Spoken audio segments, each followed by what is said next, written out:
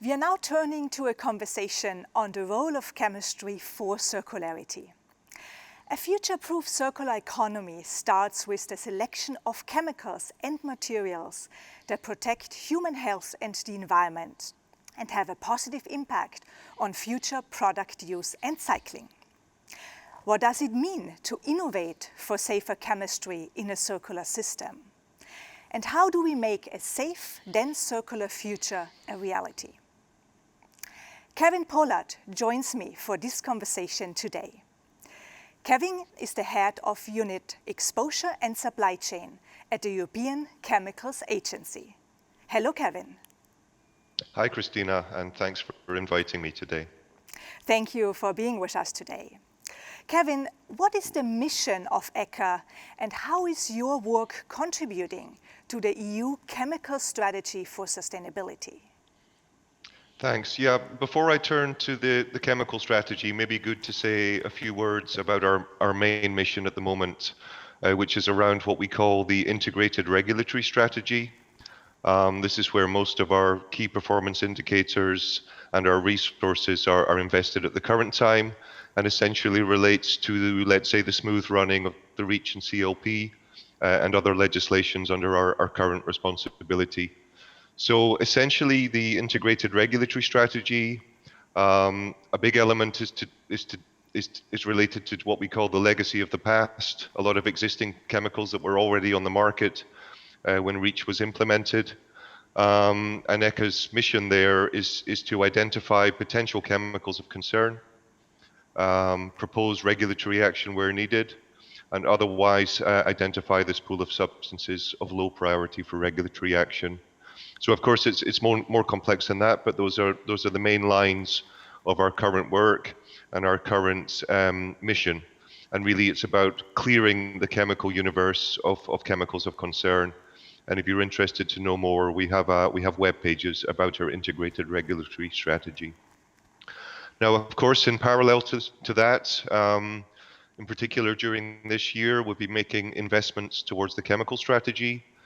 Most of what ECHA is doing is relating to the ongoing REACH and CLP revision. So, for example, we're supporting the Commission on criteria for potential new hazard classes under the chemical strategy. We're looking at options for extending generic risk management in some contexts. And we're also involved in a review or reform of some of the key REACH processes like evaluation, restriction, and authorization. So again, that's our principal focus is on the REACH review itself. Last but not least, we also have a small team working across ECHA to look more at the safe and sustainable by design aspect of the chemical strategy, also taking a look at what's being called the Sustainable Product Initiative, trying to understand better how that's foreseen to work and what can be ECHA's role in the future. And that's something that I'm involved with. And I can say more going forward. Mm-hmm. And Kevin, how do you see the current state of discussions on safe and sustainable by design for chemicals, materials, and products? So what are some of the enabling factors for a successful uptake of such an approach across industries? Yeah, so I think there's still quite a lot to be clarified here in the fine detail, but many of the policy objectives, of course, from the strategy itself are already relatively clear. In terms of where we are right now, the Commission has been running what's called Working Group 2 of the Chemical Strategy for Sustainability. And this working group is focusing on the criteria that will be used for safety and sustainability by design. So it's been running for a few months now. Some draft criteria have been discussed, and the target is to have a final proposal for these safety and sustainability criteria during next year. Important to say that the more granular policy objectives, how much of these criteria would be, let's say, a carrot to foster innovation and reward green chemistries versus how much these criteria would be used more as a stick to require certain limits on hazardous constituents or other criteria is still under discussion within the working group and presumably will be discussed more widely going forward. But maybe just to give a few concrete examples, of course, on the safety side, we need to understand better the role of chemical hazard, chemical risk. Whether safety by design will also include the need for methodologies for product designers. And then turning to the wider topic of sustainability, where of course ECHA has a bit less expertise at the current time, we're looking at dimensions like resource consumption, such as energy or water, CO2 emissions in relation to their impact on climate change. So these broader elements of sustainability, recyclability, repairability, it's all on the table, all being discussed in this working group. You mentioned enabling factors also. At least in our current understanding, it seems likely that the current REACH and CLP supply chains, also what's being legislated around the SCIP database, are likely to have a role in what's being called digital product passports. Although, again, this is still to be fully clarified, but we do see some potential synergy between the REACH supply chain and the concept of digital product passports. And Kevin, you mentioned the SCIP database. So the SCIP database ensures information flows across whole life cycles of products and materials. And what is the intention behind the SCIP database? Which information does it contain, and how is it being implemented currently across sectors? Yeah, a few questions there, and I'll do my best to answer. And of course, here I can be more concrete because, in fact, we've now launched the database, the submission systems quite some time ago, and we've recently gone live with the dissemination. So the database is already there. We've received something like 12 million notifications for an estimated 4 million articles on the European market. So a very concrete thing. But coming back to the intention of the database, couple of main elements there. This is to, first of all, put transparency on which SVHC, so candidate list substances of very high concern, I'll call them SVHC from now on, which ones are present in article-based products on the European market. This is aimed at supporting consumer choice. There may be contexts where consumers can choose products with or without SVHC, or at least they're making an informed decision to purchase a product like that. I'm sure the audience is very well aware that there are many, many products critical to the European economy containing SVHC. In addition to consumer choice, the database is aiming to support waste operators, recyclers, dismantlers, to make sure that they get clarity not only on the content of SVHC, but depending on the quality of the submission, also in which component to the SVHC is located and in which materials. The idea, of course, is to avoid, let's call, regrettable recycling, that we can have more clean recycling streams, and that where SVHCs do need to be recycled, they can be done in a more controlled manner. So those are two main objectives towards consumers and waste operators. Also, it can be seen as a driver for substitution, encouraging product designers wherever possible to find alternate chemistries to minimize and ultimately avoid the use of SVHC. So multifaceted. Last but not least, I should mention also ECHA's taking a look how we can use the information towards our own regulatory processes in the context of whether certain articles might require a restriction, a ban, or some kind of limit on use. You asked me about what the database contained also. So I try and be concrete. Notifications range from what we would call a single or simple article. You can think of a screw, a ball bearing that may contain SVHC, but also under the concept of once an article, always an article, all the way through to what we call complex objects or complex assemblies. So I could use a simple example of a bicycle. So everything from, assuming there would be SVHC constituents, everything from the gear hub, the tire, the wheel, the handlebars, finally through to the final finished product, the bicycle. And you could have other examples, but maybe that's one that's easy to visualize. So when you're looking in the database, whether you're looking at a ball bearing or a bicycle, what you will see is essentially the same information. We have fields where notifiers can tell us what is the brand name, the model name, give us other identifiers like the barcode that can enable consumers, waste operators to identify the product. We show, of course, which SVHC or SVHCs are present in the article, and we've developed a hierarchy system that can display the components, where the SVHC is located, and also give information on what type of material. As you probably know, many recyclers are organized around material streams rather than product streams. So this is the type of information there.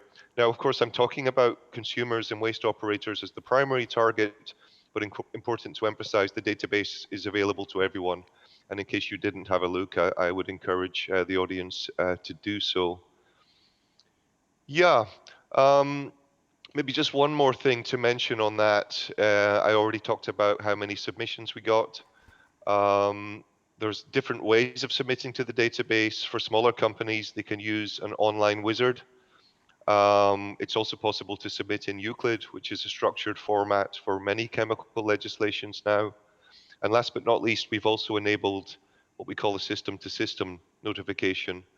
So here, companies can connect their own supply chain IT directly to our database and have automated submissions.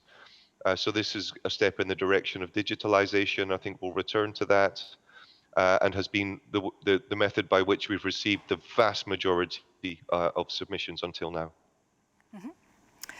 And which paradigm shift do you hope the SCIP database will drive, and how will it prepare our supply chains today for the future? Yeah, let's see what type of paradigm shift or paradigm shifts we're looking at. I certainly think that digitalization itself is an ongoing one, and SCIP database and some elements of the chemical strategy may help to accelerate or foster that. But coming more to the regulatory context and the management of chemical risk, I would highlight that the SCIP database is the first digital database of SVHC in European products. It's providing information, as I said, in a fully transparent way, and could be seen as a further step towards digitalization of supply chain communication, not only for the business, but also for the regulatory affairs elements, which I'll say a bit more about that later. And then last but not least, I think it's really important to mention, we tend as authorities to think about control and ensuring safety, but it's good to remember that a big part of the raison d'etre of the chemical strategy is to foster innovation, competitiveness, and that the EU region can have a long-term market advantage by innovating these technologies. So again, I mentioned the role of driving substitution and informing product design. So whether the database itself is a paradigm shift, I don't know, but certainly it certainly has the potential to contribute in that direction. And the EU's Sustainable Products Initiative suggests the creation of a digital product passport targeted at both industry and consumers. Why is EU-wide digitalization so important, and which benefits can such a passport bring for business and society? Yeah, so as I already mentioned, the policy objectives at the more high level for the digital product passports are relatively clear, but we're still working with the Commission to try and understand a bit better the more granular and detailed implementation. So I can't say too much about that at the current time.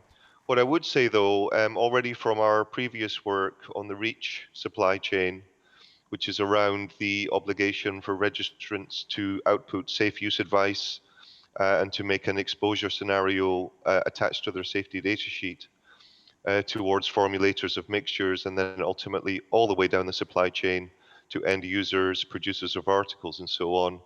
So here we saw a clear need, a clear appetite from industry for further digitalization.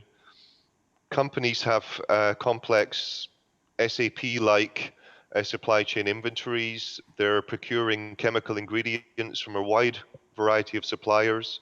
There are changes in ingredients, changes in the hazard classification of ingredients that would trigger the need for an on-the-spot risk assessment, either top-down for REACH or bottom-up, let's say, for in relation to responsibilities under OSH. So the idea that there can be a manual, paper-based assessment every time there's a change in the hazard or the use of a substance or a material is just unrealistic.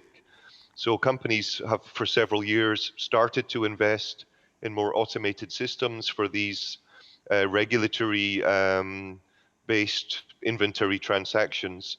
And it was very clear to us, and that's documented in what we call the REACH Review Action 3 Development Plan, if people are interested to know more. The digitalization and a harmonized structured format for hazard characteristics and safe use advice are absolutely necessary, not only to get the current REACH supply chain better working, but we think also as a precursor to the digitalization that would be foreseen under the chemical strategy.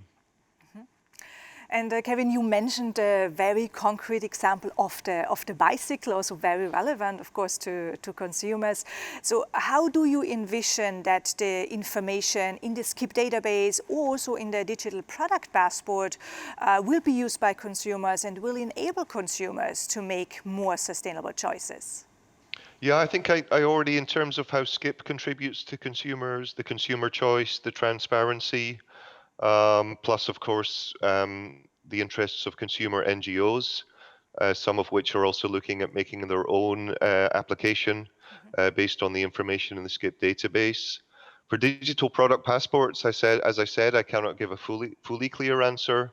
But one thing I would highlight, it's good to keep in mind that SCIP only focuses on substances of very high concern. It's very clear and self-evident why we have such interest in SVHC, but there are other severe hazards. The Commission's working under the strategy on further developing the definition of substance of concern, most harmful chemical. So potentially under the digital product passports, we'll see an extended scope, that this equivalent information would be extended to other types of substances. Beyond that, hard to say at the current time, and I would look to the Commission for further clarity. And Kevin, to conclude, looking into the future, what is your vision for a safer circular economy, and what will it take to make it a reality in the foreseeable future? Well, in my own personal understanding, this is for me a relatively new topic, but certain things start to be pretty clear already. So from a manufacturing, importing perspective, there's a clear need for a very strong shift from the use of primary raw materials to secondary.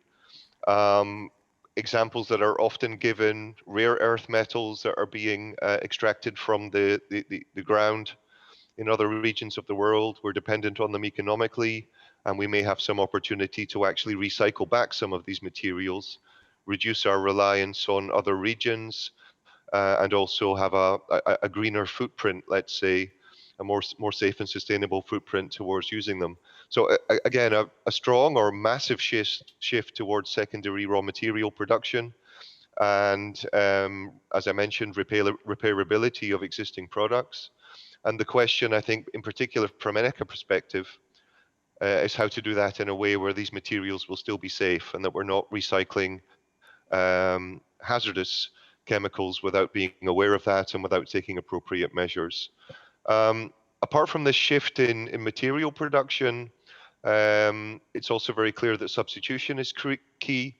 And again, it's good to remember that it's important then that the Circular Economy Action Plan can also foster innovation of new materials. As I mentioned, in many cases, there are simply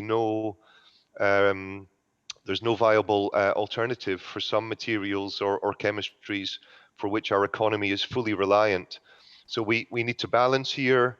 On the one hand, it's important to control and manage risks, but on the other hand, where no viable alternative can be found, it's also important to create an environment that fosters innovation, the development of green chemistry, and so on.